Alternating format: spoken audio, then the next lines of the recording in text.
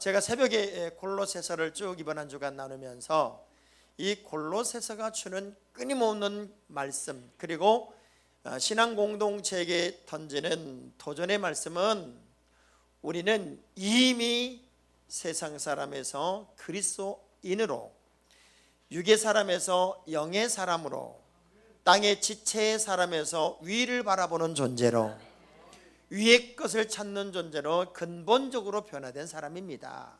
그렇다면 그런 크리스찬의 정체성을 가지고 있는 우리가 그리스도인답게 사는 것은 가장 분명한 삶이고 가장 확실한 삶입니다 하는 이야기를 계속해서 강조를 합니다.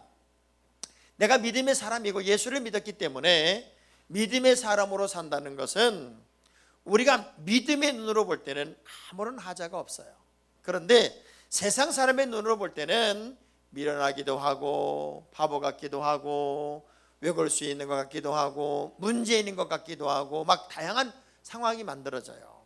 자, 근데 보면 이번에 총리로 지명돼서 청문회를 준비하고 있는 분이 있는데, 이분은 총리를 인준을 받기 위해서 준비해야 되는 굉장히 어렵고도 분주한 시간에도 주일은 사무실을 안 나갑니다. 왜 안 나가나 봤더니 예배드려야 된다고. 안 예배드려야 된다고. 그리고 이분은 늘 이런 얘기를 했어요. 주일에 국가고시를 보는 것은 틀렸다. 그러니 주일에 국가고시를 보면 안 된다. 내 생에 있어서 나는 주일은 하나님께 예배하는 날이기 때문에 나는 예배보다 중요한 것은 없다. 감투보다 명예보다 정치보다 더 중요한 하나님께 예배하는 거다. 자, 이러니 우린 이해를 해. 우리는 아유, 그 사람 믿음 좋다. 참 믿음이 좋다. 야, 저런 사람이 정말 총리가 되면 좋겠다라는 믿음의 눈으로만 보면 그런데, 자, 그런 사고방식, 그런 사상을 가지고 정치에 들어간다고 할 때 믿음이 없는 사람의 눈으로 볼 때는 얼마나 황당한 얘기고 얼마나 웃기는 사람이고 얼마나 많은 저항을 받겠냐는 거죠. 제가 그분의 모습을 보면서 다니엘을 생각해 봤어요. 다니엘. 눈만 감고 적당히 타협하고 그냥 적당하게 하면 되는데, 굳이 믿음을 지키겠다고 사족에 들어갈 방법을 선택해가는 그 다니엘을 보면은 믿음의 눈을 뜨지 않은 사람들 입장에서는 얼마나 멍청하고 얼마나 미련하고 얼마나 바보 같냐는 거죠. 사실 정치를 한다는 것 자체가 어려운 건데 왜 또 그런 사람을 불러 가만두지? 그렇지만 어찌됐건 우리가 신앙의 신조를 가지고 있다. 내가 믿음의 어떤 신조를 가지고 산다는 것은 크리스찬이 가지고 있는 어찌 보면 가장 좋은 방향성은 아닐까. 오늘 저는 그런 얘기 좀 하려고 그래요. 여러분, 어려운 얘기 좀 하려고 그래요. 예수 믿는 사람으로 사는 거 정말 어려운 거예요. 때로는 너무 억울한 거예요. 때로는 너무 힘든 거예요. 그렇지만 거기다가 또 사랑까지 더하래요. 그래서 좀 심각한 얘기 좀 하려고 그래요. 그러니까 여러분 심각하게 들으세요. 소중한 걸 아는 사람은요, 소중한 가치를 알아요. 자, 아이하고요, 어떤 아이가 아이스크림하고 보석이 있다면 걔가 보석을 가지고 있는데 아이스크림 줄게, 그럼 보석하고 아이스크림 바꿀까요? 안 바꿀까요? 바꿔요. 아이는 보석과 아이스크림을 바꿉니다. 왜? 가치를 모르기 때문에. 근데 우리는 가치를 알기 때문에 절대로 바꿀 리가 없어요.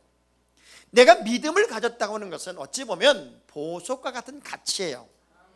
하나님의 사람이 되었다고 하는 것은 엄청난 가치를 가지고 있는 거예요. 근데 이 엄청난 가치를 싸구려 인생으로 바꿀 필요는 없다, 그 얘기죠. 믿음의 어떤 분명한 기준을 가지고 간다는 것, 그것은 결코 쉬운 것은 아니겠지만 꼭 뭐와 같은 거냐면 옷을 갈아입은 것과 같아요. 옷을 싹 갈아입었어요. 그래서 우리 새 사람이 됐어요. 옛사람과 현재 사람이 분명히 다른 사람이 된 것이 예수 그리스도를 믿은 사람이에요.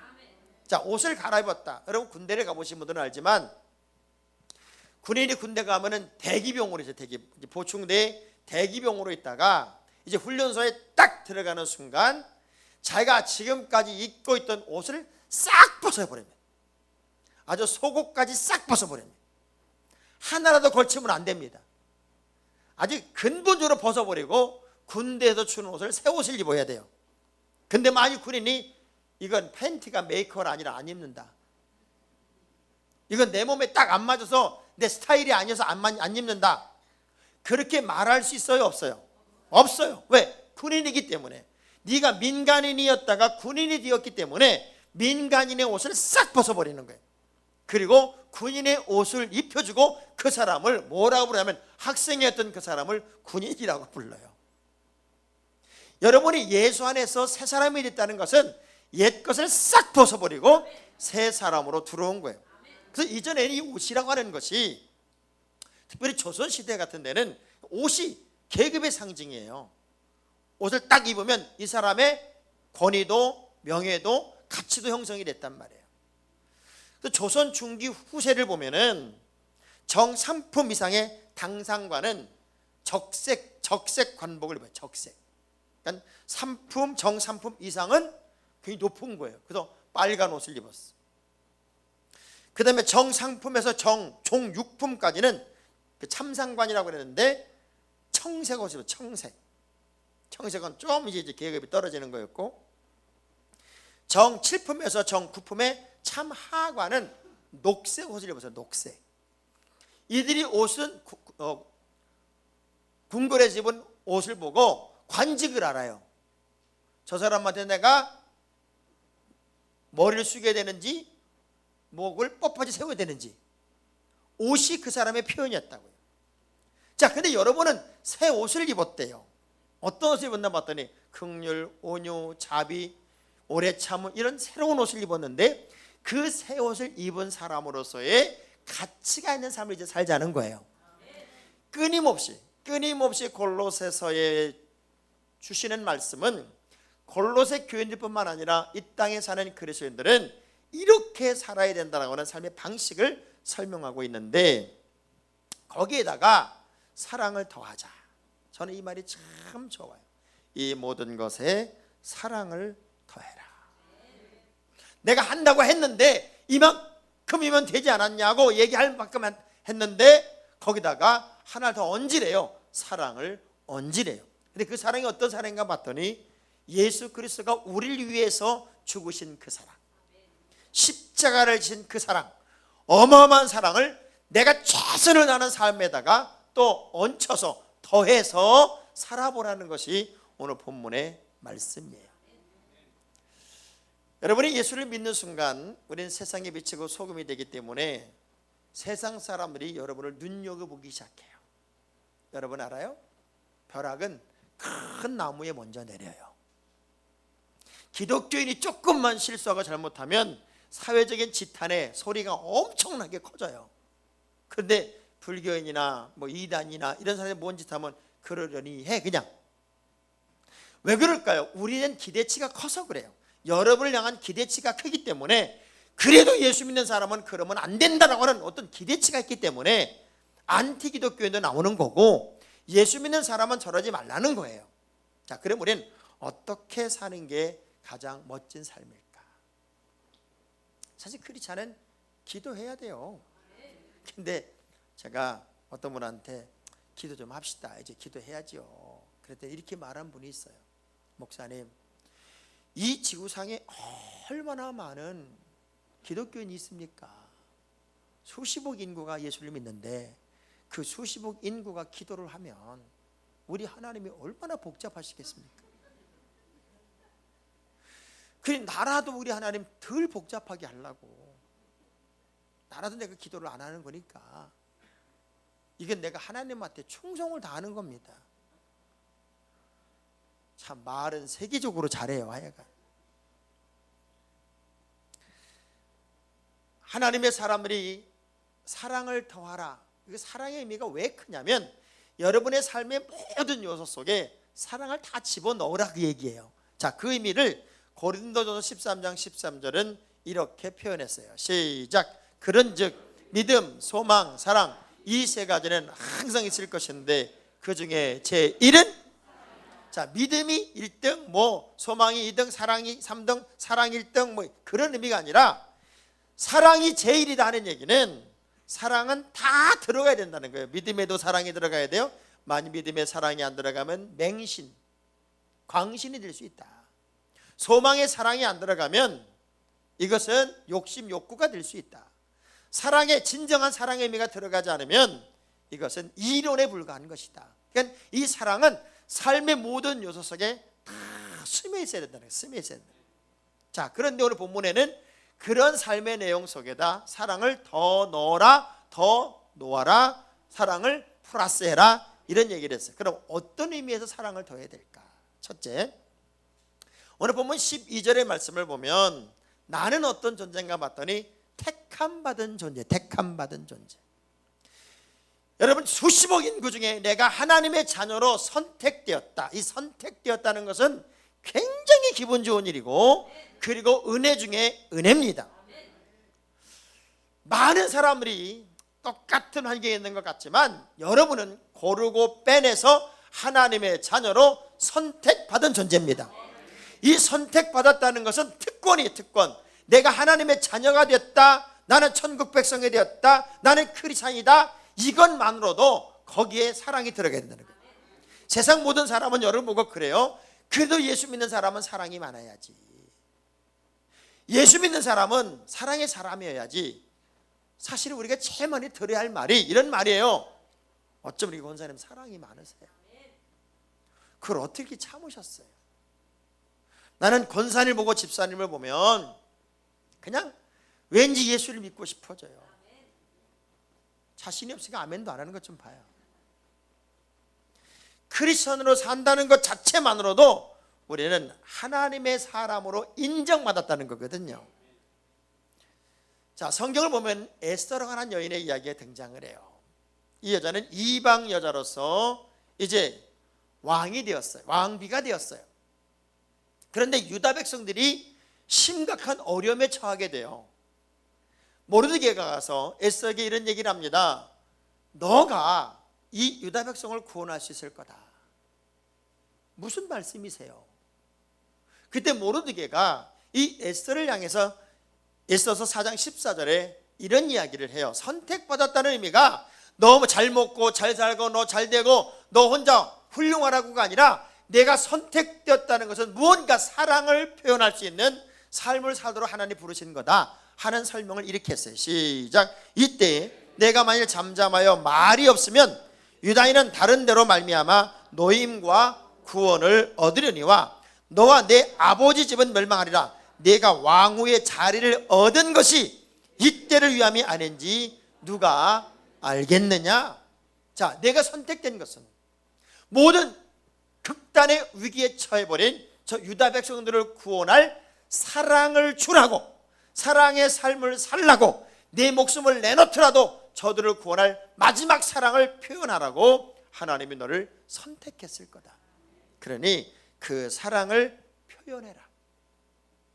여러분, 선택됐다는 것이 그냥 나는 예수 믿는 사람이 됐어, 그런 의미가 아니에요.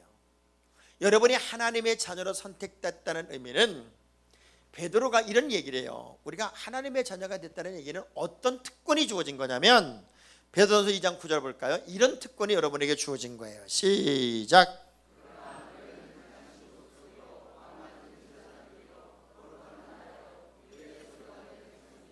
이는 너를 어두운 데서 불러내어 그의 귀한 빛에 들어가게 하시니 아름다운 덕을, 너는 시시한 존재가 아니다. 내가 너를 선택했다, 내가 너를 불렀다는 이야기는 너는 택하신 족속이요 왕같은 제사장들이요 거룩한 나라요 그분의 소유된 백성이 너를 어두운 데 불러내어 그의 귀한 빛에 들어가게 하신 것은 하나님의 거룩한 덕을 선포하라고. 우리는 자신만만한 하나님의 사람으로 살도록 그런 특권 위에 하나님의 사랑을 더한 삶을 사는 존재가 되어야 된다. 그런데 우리의 삶 속에는 예수 향기가 나야 되고 예수 냄새가 나야 되고 예수 그리스도의 어떤 모양과 형상이 있어야 돼요. 만약 그런 게 없다면 세상 사람과 무슨 구분이 되겠어요? 세상 사람도 착한 사람 많아요. 세상 사람도 인자한 사람 많고요, 세상 사람도 꽤 괜찮은 사람 많아요. 그러나 그들과 우리는 분명한 차이는 내가 하나님의 자녀라고 하는 그 자긍심 위에 하나님의 사랑을 더하고 사는다고 하는 거예요. 더 중요한 것, 내면적인 아름다움이에요. 12절의 말씀을 보면 우리는 내면의 아름다움을 갖춰야 되고 그 내면의 아름다움 위에다가 사랑을 또 얹혀야 돼요. 12절 후반절 볼까요? 계속 보겠습니다. 12절, 그러므로 너희는 하나님의 택하신 거룩하고 사랑받는 자처럼 긍휼과 자비와 겸손과 온유와 오래 참음을 뭐하고? 자, 그것이 몸에 배야 된다는 거예요. 근데 거기에 긍휼의 사랑을 더하고 온유의 사랑을 더하고 오래 참음의 사랑을 더하고 자비의 사랑을 더하고 그게 다 더해져서 내면의 내가 정말 따뜻한 사람이 된다. 전 여러분의 내면이 누구보다도 따뜻한 사람이 됐으면 좋겠어요. 교회를 신학자가 이렇게 표현했어요. 교회는 거름더미와 같다. 교회는 거름더미와 같아서 그냥 두면은 썩지만 거름더미를 흩으면 옥토를 만든다. 교회가요, 우리끼리 맨날 그냥 우리끼리 좋고 우리끼리 신바람, 그건 썩는 거예요. 근데 우리가 흩어졌을 때 더 많은 선한 영향력을 행사한다면 교회는 옥토가 되는 거예요. 근데 대부분 교회 안에서는 정말 좋은 교인인데 교회 밖을 나가면 형편없는 교인들이 되는 걸 참 많이 봐요. 우리 공사를 진행하는 우리 정철 감독님이 자기가 가장 존경하는 장로님 얘기를 해요. 목사님, 저는 정말 존경하는 장로님이 있습니다. 제 신앙의 멘토이기도 하지요. 제가 집사로서 뭐 성질이 때로는 뭐가 나 있고 문제도 많고 뭐 공사장에 10년 이상이 있는 저로서는 갖춰주거나 가꿔지지도 않았지요. 그런데 우리 교회에 이정민 장로님이라는 분이 계십니다.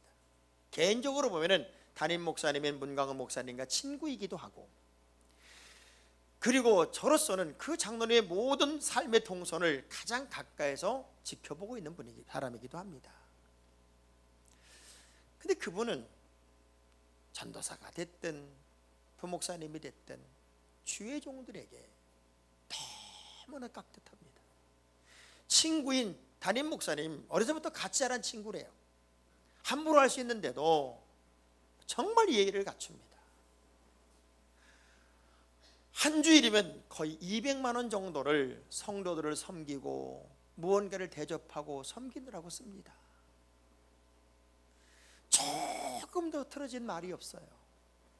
그렇게 겸손하고 성도들을 섬기고 주의 종을 섬기고.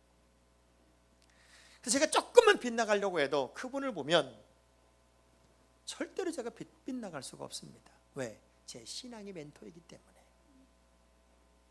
자기가 사업을 같이 해가지고 1억인가를 2억인가를 투자했대요. 그런데 자기가 여기 와 있는데 제가 성전 건축을 할 수 있는 환경이 됐는데 어떻게 하면 좋겠습니까? 걱정하지 마. 내가 1억을 포기 안 있어도 당신이 성전 건축 하는 걸 내가 도울게. 그냥 눈물이 날 정도로 그분의 삶을 보면서 저분은 진짜 크리스찬이다. 저분은 진짜 하나님의 사람이다. 모든 성도들이 존경하고 담임 목사가 1등으로 좋아해서 사실은 그 장로님 딸을 우리 아들들에게 소개해요. 자신만만한 거예요. 아직 만나지는 않았어요. 자기가 많은 젊은이들을 만나봤는데 이렇게 둘을 만나보니까 둘을 붙이면 참 좋겠다. 왜? 부모의 믿음이 좋아서. 이 내면을 바라볼수록 그냥 존경하고 싶은 거예요. 제가 목회할 때 정말 목회가 쉬우려면요, 우리 교원들 구석구석에 이런 멘토들이, 모델들이 쫙쫙쫙 서 있어서 저와 아무 관계없이 이렇게 목사님, 저는 암흑의 집사님을 보면서, 암흑의 권사님 보면서, 암흑의 장로를 보면서 도전을 받습니다. 저도 신앙처럼, 저분처럼 신앙생활 해보고 싶어요. 그러면 제가 가르칠 이유도 없어요. 이 내면의 아름다움을 갖는다는 게 얼마나 귀한 것일까. 그것은 결국 자기 싸움이에요. 긍휼하고 온유하고 자비롭고, 이건요 누가 해줄 수 있는 게 아니에요. 여러분, 싸움 중에 제일 어려운 사람이 자기 싸움이에요. 내면의 싸움을 이기는 사람이 진짜 승자입니다. 저는 여러분이 내공이 강한 하나님의 사람이 되기를 주의 이름으로 축원합니다. 자기의가 강한 사람들은요 자꾸 남을 비판합니다. 근데 자기의를 내려놓고 주님의 성품으로 무장한 사람들은 자꾸 배우려고 합니다. 도전받으려고 하고 배우려고 해요. 어떤 사람이 천국문 앞에 섰어요.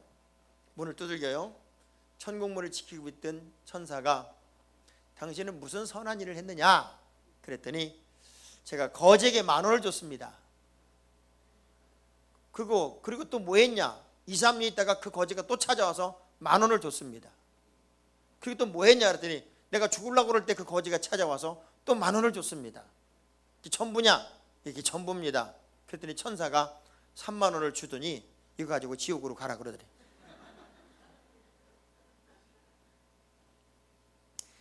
내 의가 자랑될 것이 아니라 주님의 성품으로 여러분이 변화되는 내면의 아름다움을 갖고 있어야 돼요. 근데 이 긍휼, 오래 참음, 온유, 자비 이런 이야기들은 갈라디아 5장 22절 23절의 말씀 보니까 성령의 열매와 같아요. 시작. 사랑. 오직 성령의 열매는 사랑, 희락, 화평, 오래 참음과 자비와 양선과 충성과 온유와 절제니 이 같은 것을 금지할 법이 없대. 결국 내면의 아름다움을 갖췄다는 얘기는 성령의 사람이 됐다는 거고, 영적으로 큰 강한 사람은 여러분 속이 편해. 속이 불편한 사람이 있어. 항상 그냥 맨날 그래. 어떤 사람은 속이 따뜻해. 옆 사람 얼굴 한번 봐봐요. 얼굴에 써 있어. 여기 기쁨 충만 써 있는 사람은 속이 편안하고 따뜻한 사람이고, 거기다 인상 충만 쓴 사람은 문제가 있는. 옆 사람 쳐다보면서 어쩜 이렇게 따뜻하세요? 어쩜 이렇게 따뜻하세요?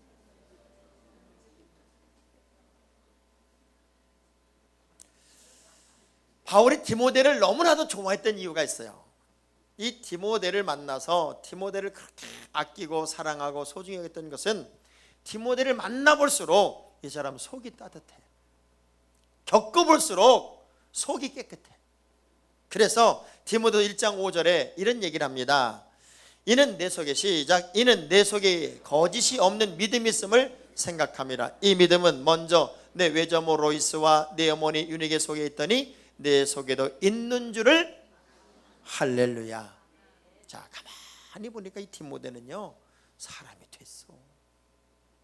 속에 거짓이 없어. 가식이 없는 거예요.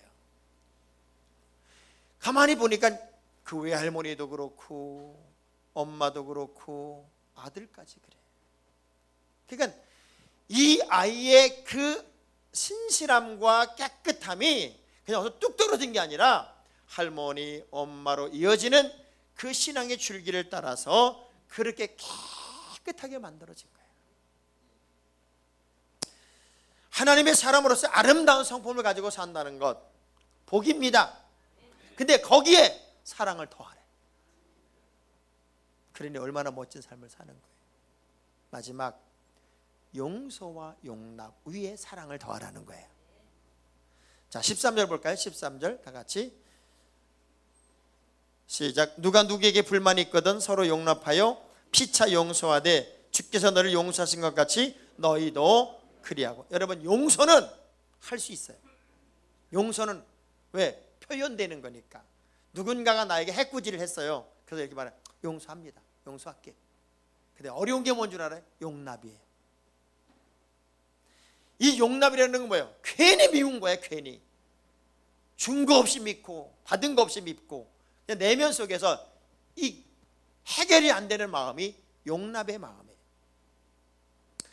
근데 성경은 용서에 관한 이야기를 참 편하게 해요. 베드로가 찾아와서 예수님 얼마큼 용서해 사람은 용서한 거예요? 7번 용서할까요? 그 예수님이 그 베드로의 질문에 대해서 마태복음 18장 22절에 이렇게 답변을 했어요. 시작. 예수께서 이르시되 내게 인원이 7번뿐 아니라 7번을 70번까지 할지니라. 자, 그럼 여러분 7번을 70번이면 몇 번이요? 예? 490번이요. 그럼 하루가 24시간이에요. 잠자는 시간 빼고 내가 눈 뜬 시간을 한 16시간쯤 있다고 치면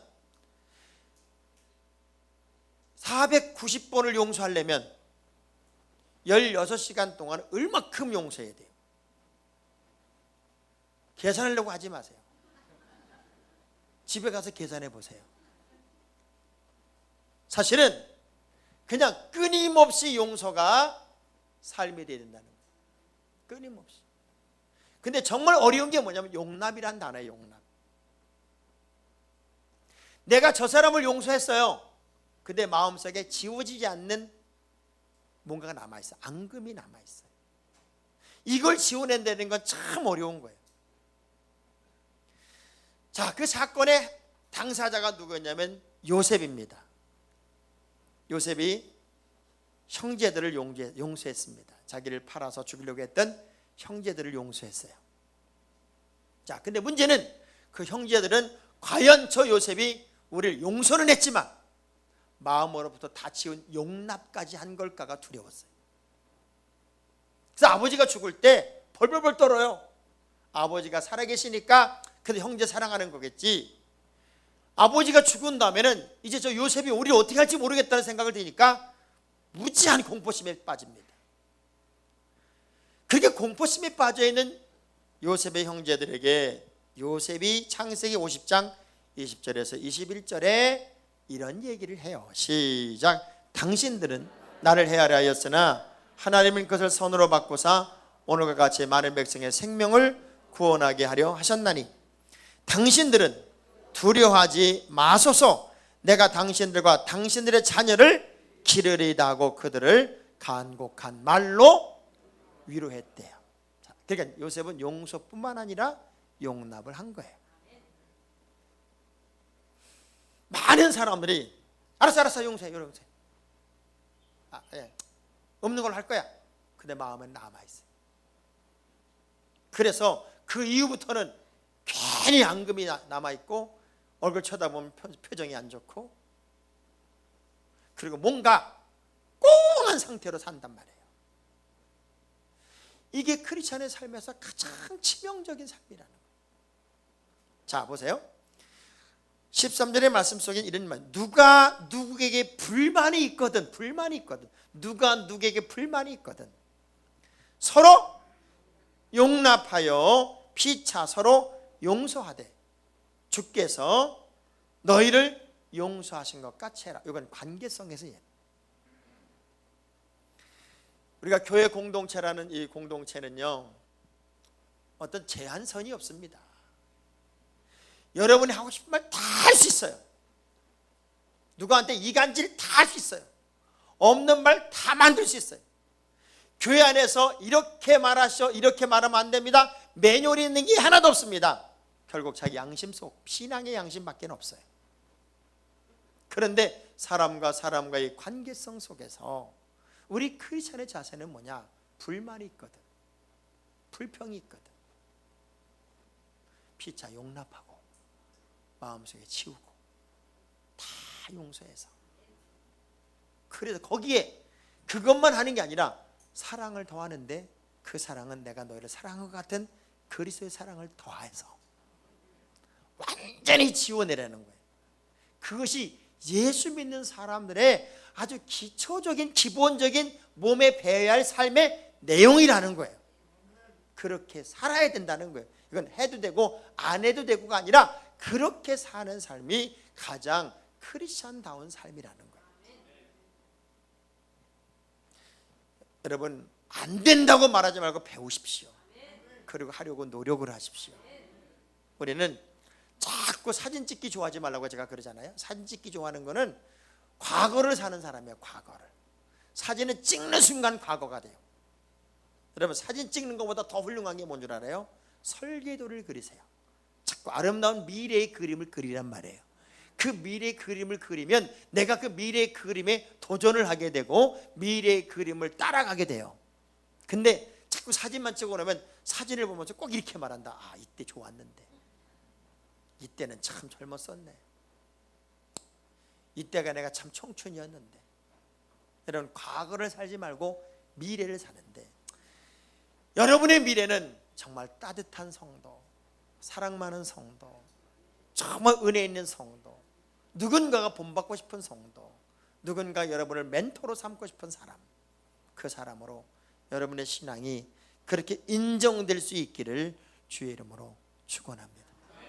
그래서 내가 살고 있는 모든 삶 속에 따라합시다. 사랑을 더하겠습니다.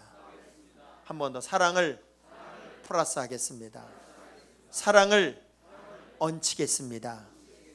그 삶이 여러분의 삶이기를 주의 이름으로 축원합니다. 기도하죠.